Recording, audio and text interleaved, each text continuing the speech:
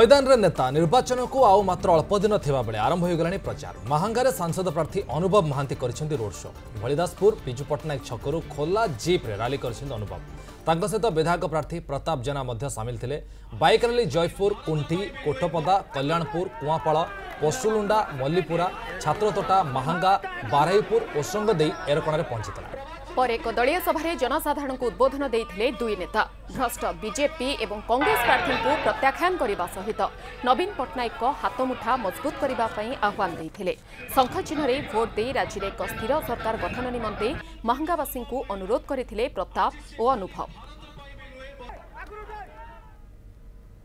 देखो महांगा ब्लॉक युवक और छात्र मान तरफ गोटे विराट शोभा यात्रा थिला, रैली थिला एवं ता सहित भी गोटे मीटिंग थिला।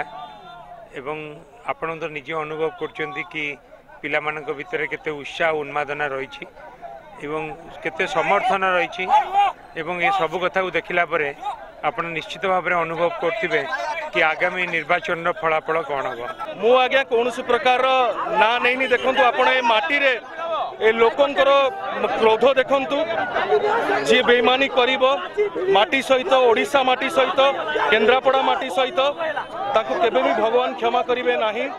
ये मु कौन कहीं लोक क्षमा करिवे नाही।